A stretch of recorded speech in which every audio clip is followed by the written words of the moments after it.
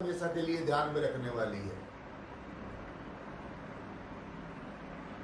कि जिसको आप मिलना चाहते हैं, जब तक आपने उसको देखा नहीं है, जब तक आपने उस वस्तु को देखा नहीं है, तो कभी भी ऐसी वस्तु के ऊपर कभी भी विश्वास मत करना।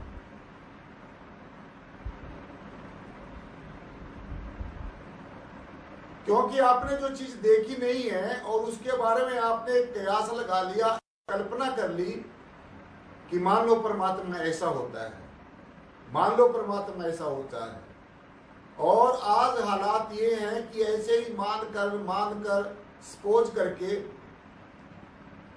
जितने दुनिया में इंसान है उतने ही उनके परमात्मा है, सबके अलग अलग परमात्मा है। और एक दूसरा जो गुरु का शिष्य है वो दूसरे गुरु के शिष्य को ये हर समय इस बात में अकड़ा बैठा है कि बस जो मेरे सदगुरु ने बताया है वो ही सब कुछ है, और दूसरे ने जो बताया है उसका कोई मतलब नहीं है। आज अक्षर ज्ञान के ऊपर, शब्दों के मकड़ जाल के ऊपर, सोशल साइट्स के ऊपर हम पढ़ते हैं कि तरह तरह की तर्क वितर्क होता है, ऐसी ऐसी तर्कबाजी होती है, ऐसी ऐसी बहसबाजी होती है जिसका कोई मतलब ही नहीं है अध्यात्म के साथ। सो वो सारा शब्दों का मकड़ जाल है, सारा शब्दों के आधार पर वो बहसबाजी है, उससे कुछ होने वाला नहीं है। बहसबाजी तो सिर्फ बस बहसबाजी है, तर्क वितर्क तो तर्क वितर्क है, और वो जो तर्क वितर्क है वो भी आधारहीन है।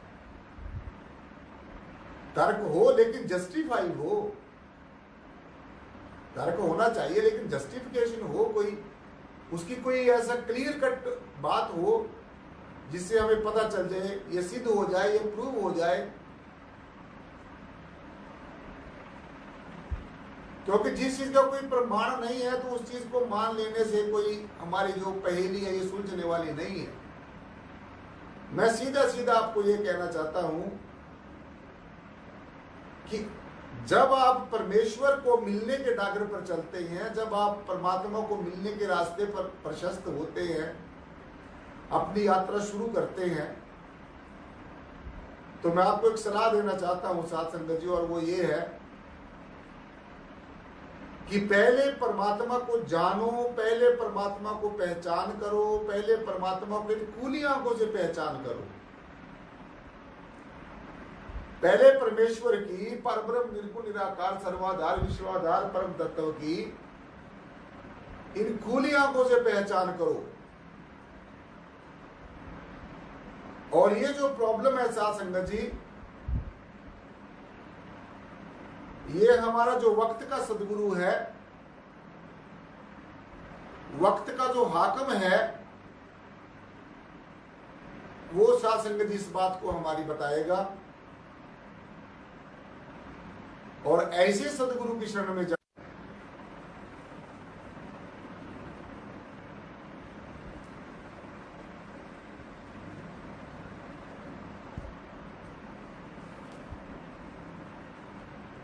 ऐसे सदगुरु की शरण में जाने से साथ संगत जी ये हमारी पहेली सुलझ सकती है।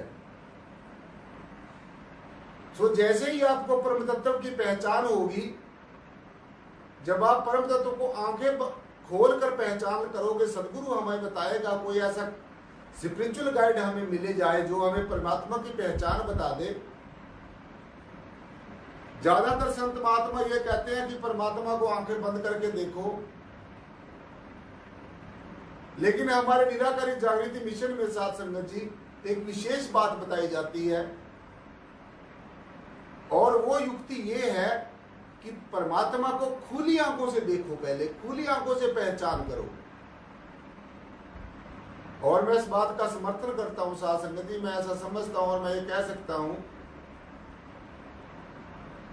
कि बिल्कुल ये बात सत्य है। आपको भी माननी चाहिए ये बात कि बिना जाने, बिना पहचाने, बिना देखे हम अपनी मनचाही चीज को नहीं प्राप्त कर सकते। सो इसलिए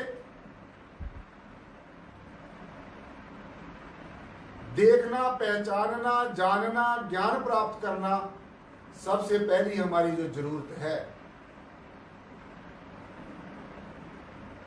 इसीलिए हमारे गुरुओं ने, रहबरों ने कहा है कि पहले खुली आंखों से देखो। पहले ये जो आंखें दी हैं, जैसे जैसे संसार दिख रहा है, इनसे परम तत्व भी दिखता है। जैसे जो जिससे रचना दिख रही है, इन्हीं आंखों से रचनाकार भी दिख सकता है। जब दिख सकता है, जब हमारे जीवन में कोई तत्वदर्शी, कोई ब्रह्म ज्ञानी, कोई आत्मदर्शी सदगुरु आ जाए और हमें हमारी आंखों के आगे से अज्ञानता का, नासमझी का पर्दा हटा दे और हमें परम तत्व से रूबरू करा दे।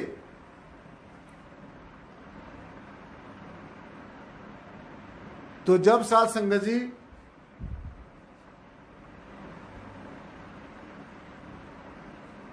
हमें ऐसा सदगुरु मिलेगा तभी हमारी ये जो बात बनेगी, ऐसे नहीं बन सकती।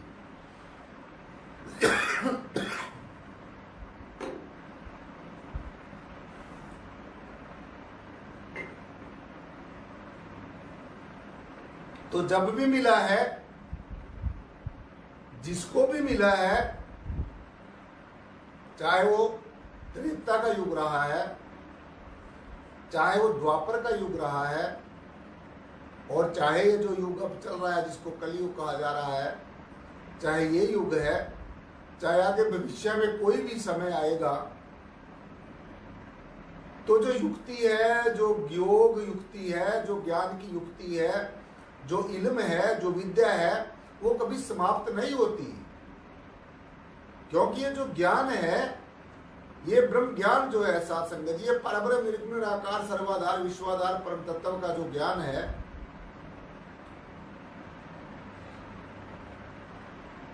ये कभी समाप्त नहीं होता। लेकिन साथ साथ में ये भी सत्य है कि इल्म के साथ में अमल का होना भी बहुत ज्यादा जरूरी है। इल्म के साथ अमल का होना बहुत ही जरूरी है, अति जरूरी है। क्योंकि वो इल्म सिर्फ इल्म ही रह जाता है, किसी काम का नहीं रह जाता, वो अर्थहीन बात बन जाती है। जिस इल्म को, जिस विद्या को, जिस कला को हम व्यवहारिक जीवन में नहीं लाते, हम प्रैक्टिकली रूप में नहीं लेते, तब तक वो इल्म इल्म ही रह जाता है, उसका कोई फायदा नहीं हो सकता। इसलिए इल्म के साथ में अमल का होना बहुत जरूरी है, अति जरूरी है। तो चाहे त्रेता युग रहा होगा, चाहे द्वापर रहा है, चाहे अब का युग रहा है, और चाहे भविष्य में कोई समय आएगा, कैसा भी समय आएगा, मालिक की मौज का खेल है ये, तो फिर भी ये ज्ञान अजर अमर और अविनाशी है, ये चलता रहेगा। ये शरीर बदलते रहते हैं, लेकिन ये जो ज्ञान की युक्ति है, ये किसी भी शरीर के अंदर प्रकट हो गए, किसी के भी द्वारा, किसी के भी माध्यम से आपको मिल सकती है। लेकिन युक्ति बाखूबी यही होनी चाहिए, इसमें कोई डुप्लीकेसी नहीं होनी चाहिए। और वो युक्ति कौन सी? कि पहले खुली आंखों से दिखाने वाला सदगुरु हो।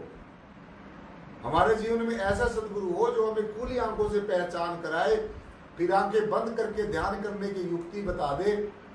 ऐसे सदगुरु का हमारे जीवन में होना जरूरी है।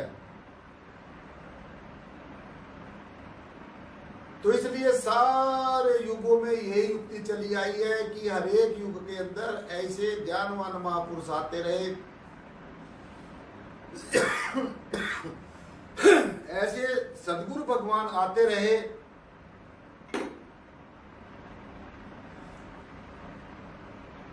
जिन्होंने साध संगत जी इस हमारी जन्म जन्मांतरों की उलझी पहेली को सुलझाया, परमात्मा का साक्षात्कार कराया, आमने सामने बैठकर वो चीज दर्शाई,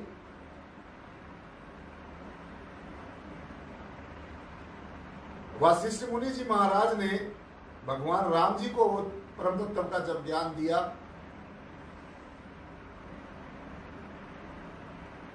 भगवान कृष्ण को ये ज्ञान अपने सदगुरु भगवान से दुर्वासा ऋषि जी से प्राप्त हुआ।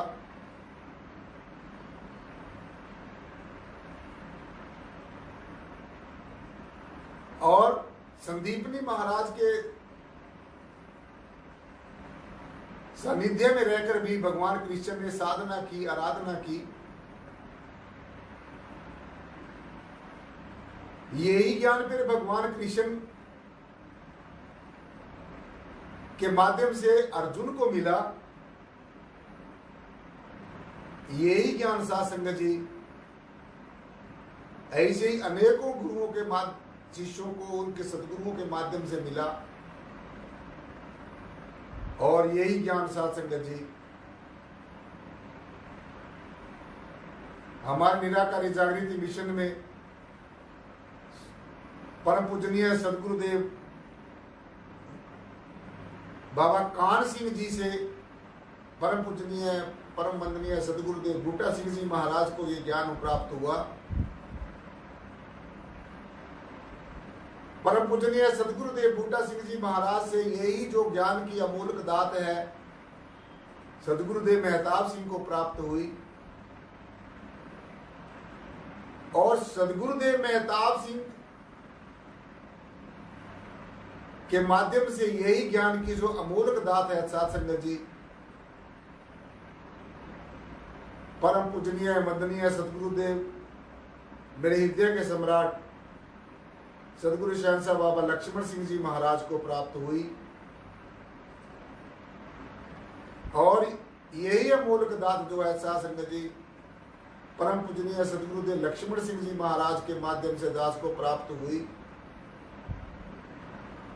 और सदगुरु भगवान ने सदगुरुदेव लक्ष्मण सिंह जी महाराज ने जब मुझे आदेश दिया, जब दास को आदेश दिया कि अब इस ज्ञान प्रचार का आपको ये काम सौंपा जाता है और आप ये काम करिए,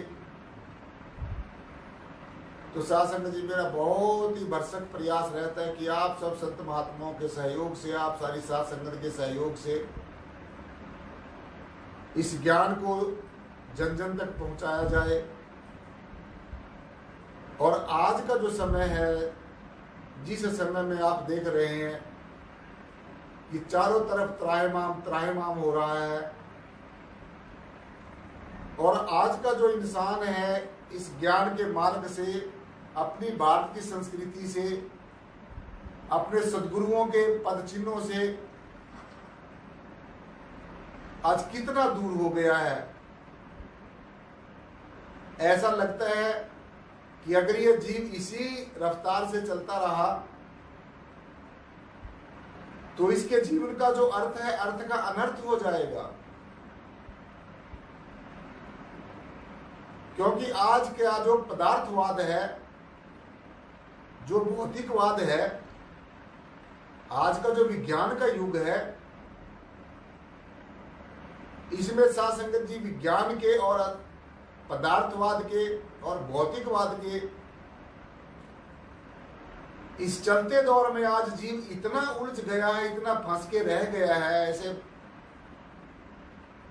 जाल में फंस गया है कि आज अध्यात्म तो उसके लिए कोसों दूर की बात हो गई है।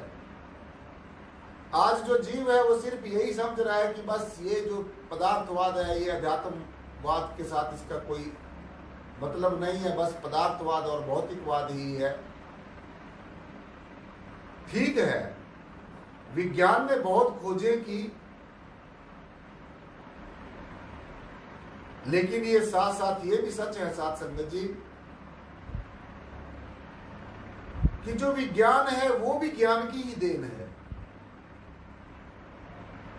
ये जो ज्ञान है, जो ये ब्रह्म ज्ञान है, जो आत्मा का ज्ञान है, जो अपने आप को जानने की विद्या है, जो स्वयं के द्वारा स्वयं के भीतर उतरने की जो कला है, स्वयं के अंदर स्वयं स्थित होने की जो आत्म प्रज्ञ होने की जो कला है, ये भी एक विज्ञान है। ये नेचुरल साइंस है, इसको किसी ने बनाया नहीं है। ये स्वतः है, परमेश्वर ने बनाया है। इसका जो रचना करने वाला, बनाने वाला, इस इल्म का जानने वाला, और आगे फिर अपने संतों महापुरुषों को ये जो साध संगत जी ज्ञान है, ये संतों महापुरुषों को फिर बताया है। तो इसलिए ये बात हमने भली भांति समझ लेनी चाहिए कि ये जो ज्ञान है साध संगत जी, ये एक नेचुरल साइंस है। ये कोई किसी की बनाया हुआ विज्ञान नहीं है। विज्ञान तो मैन मेड है। हमारे साइंटिस्टों ने, डॉक्टर साहबानों ने ऐसी कुछ खोजें की, तत्वों की कुछ ऐसी खोजें की, और कुछ ऐसे फॉर्मूलाज उन्होंने तैयार किए, ऐसी कुछ चीजें तैयार की जिनके रिजल्ट, बखूबी रिजल्ट मिलते हैं।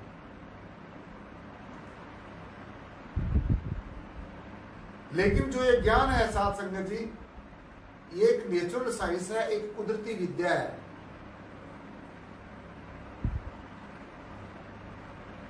सो इसलिए जिसको भी मिला है, आज से पहले समय में ये ज्ञान मिला है, तो किसी ना किसी जो लिविंग मास्टर, स्पिरिचुअल मास्टर है, जीता जागता सदगुरु, उसी के माध्यम से मिला है।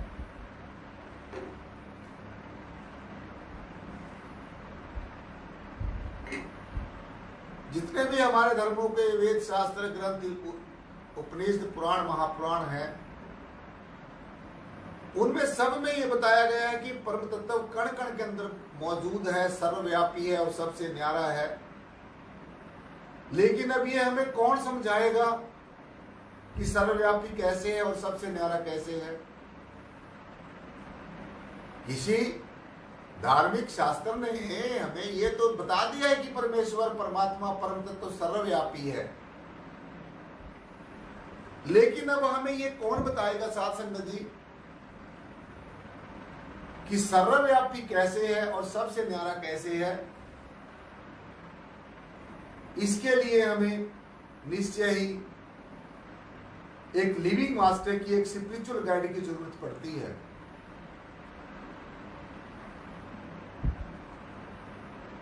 तो जिसको भी मिला है जब, और जिसको भी मिलेगा, जिसने भी जाना है और जो भविष्य में जानेगा इस परम रहस्य को, अध्यात्म के,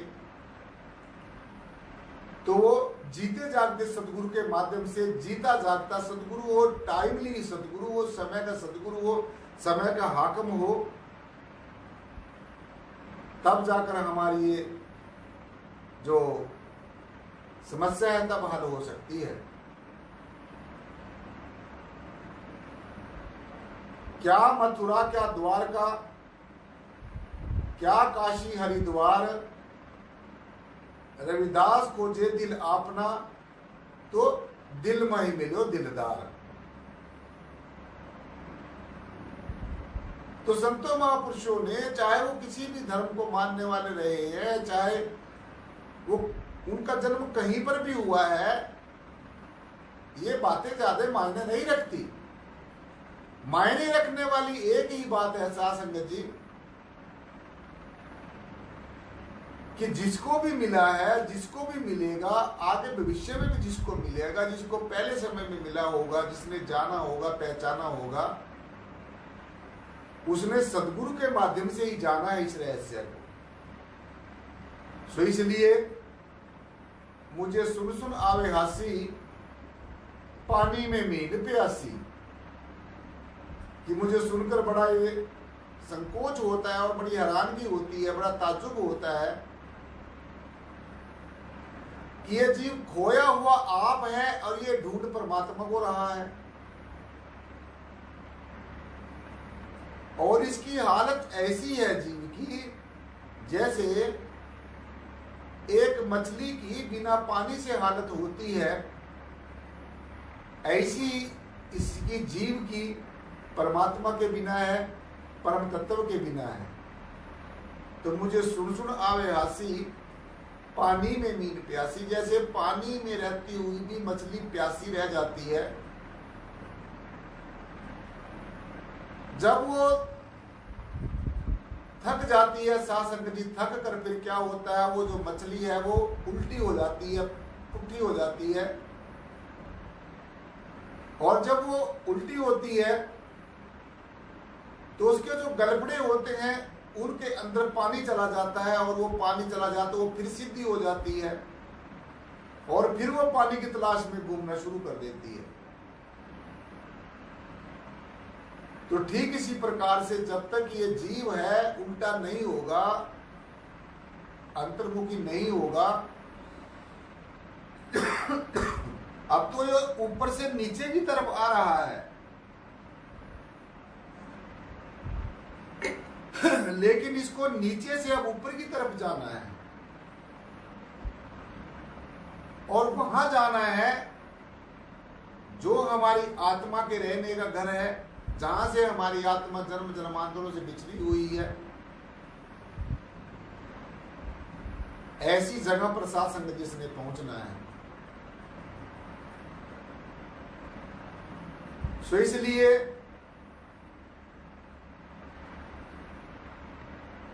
आपको भी, अगर अब तक आपने परमात्मा को देखा नहीं है, खुली आंखों से देखा नहीं है, पहचाना नहीं है, जाना नहीं है, तो आप एक बात अच्छी तरीके से नोट कर लो, जब भी आपके अंदर ऐसी प्रॉब्लम होए कि आपको परमेश्वर के बारे में कोई जानकारी हासिल नहीं है,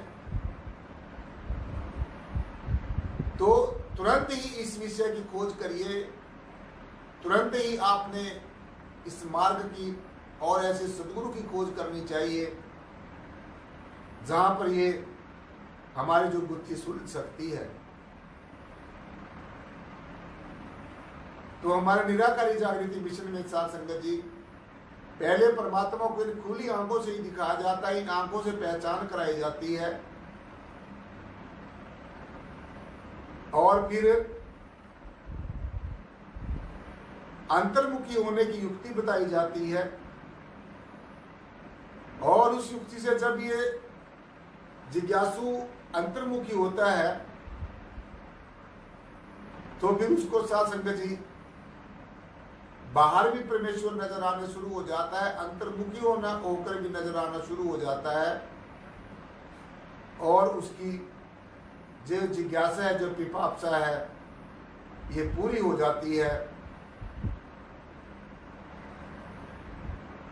और उसका जो ये मनुष्य जन्म है ये सफल हो जाता है, वो मोक्ष और मुक्ति का अधिकारी हो जाता है। तो इसलिए साध संगत जी, अब हमने सबसे पहले यही करना है, पहले परमात्मा को खुली आंखों से देखना है, पहचान करनी है, ऐसे सदगुरु की खोज करनी है जो हमारी इस पिपासा को, इस जिज्ञासा को पूरा कर सके। ऐसा सदगुरु हमारे जीवन में होना चाहिए। सो साध संगत जी, आज कुछ महात्मा लोग तो बहुत ही लेट आ रहे हैं, अब आ रहे हैं, तो इससे अंदाजा लगाया जा सकता है कि आप कितना चाहते हैं सत्संग को, कितना चाहते हैं, कितना सतगुरु भगवान की बात को सुनना चाहते हैं। तो आइंदा समय पर आना है और सारी जो सत्संग है, सारी जो बात को पूरी तरीके से सुनना है। आज का जो विचार है वो यही पर संपन्न होता है। साध संगत जी, बोलने में कोई त्रुटि हो गई उसके लिए बार बार क्षमा का याचक, और एक बार सदगुरु भगवान के नाम का विजय घोष है, जयकारा, जिनकी अपार कृपा से हमें आज ही ज्ञान चर्चा सुनने का सौभाग्य प्राप्त हुआ है। जो बोले तिस बलिहार सदगुरुदेव बूटा सिंह जी महाराज की जय हो। जो बोले तिस बलिहार सदगुरु शहंशाह बाबा मेहताब सिंह जी महाराज की जय हो। जो बोले तिस बलिहार सदगुरुदेव लक्ष्मण सिंह जी महाराज की जय हो। सदगुरुदेव प्रियतम नाथ जी महाराज की जय हो। सर्व संत समाज की जय हो। शासन जी बड़े प्यार और सत्कार के साथ कहना जी, धन निराकार जी।